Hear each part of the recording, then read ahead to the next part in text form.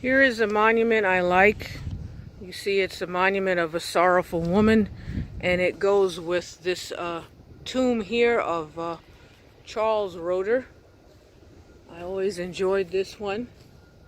So let's go around in this direction here so you can see a bit more.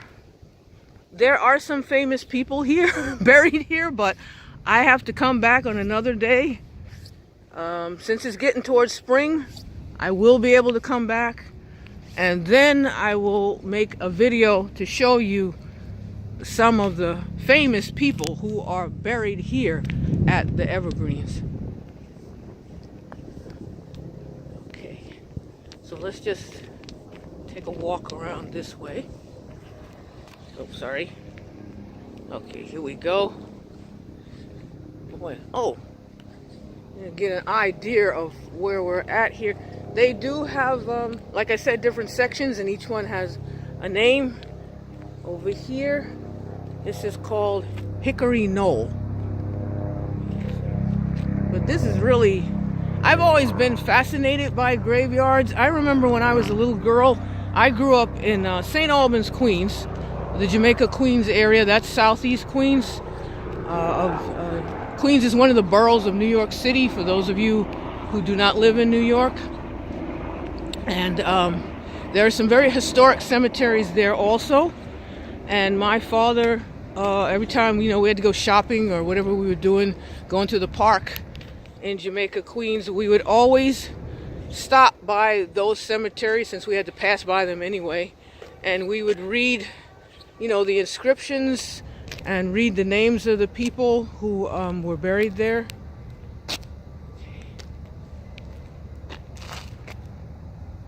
And it just gave me an appreciation for history, as a young person. And you can see who settled New York. Well, I shouldn't say settled, because obviously the Native Americans were here. There were indigenous people. But let me rephrase that. The first European settlers. In the case of New York, that would be the Dutch. That's why you have so many Dutch-sounding names, particularly in Brooklyn, where I live. There's a lot of Dutch-sounding names. The subway stations, I'm sure, as you, if you've been following my blog, you can see when I get on the train in Brooklyn, and I've lived in Brooklyn since November of 2012. There are many, many Dutch-sounding names, because I believe the Dutch were the first European settlers in New York City. And you can even see evidence of that a little bit in Queens. But I believe maybe more towards that time period, you had a lot of English and British settlers, because then the names are more anglicized. Okay. But, as you can see, this is a really beautiful, peaceful day. I mean, it is really gorgeous. I think I'm going to go, let's see, which pathway can I go to?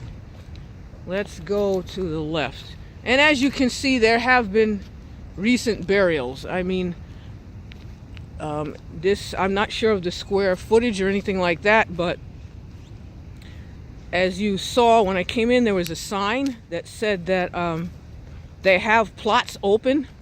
Yes, so yeah, they do. They have a lot of room here.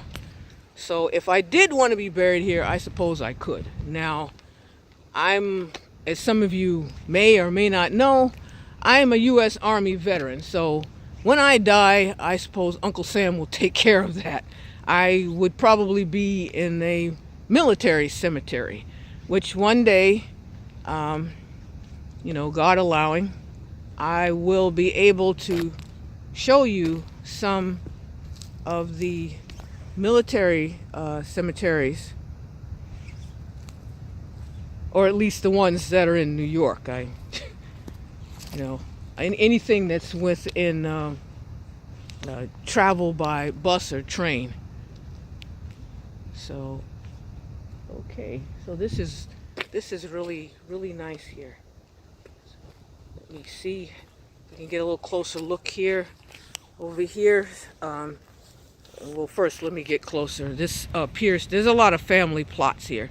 Obviously, just like anybody else, people want it to be buried together. Okay. And you see the mother, the father, and then sometimes they have the names. I don't know if that's the child or what. And then you can see that there's a bench here. Well, maybe that means like they got a bench, you have eternal rest. And then some other names behind it. And then that's kind of upside down, but every so often you'll see one that says baby. It was very common for children to die at a young age. And that went all the way up well into the 20th century. To give you a little background on my family, well, first we're going to go to the next segment. Okay, so let's take a leave of this one.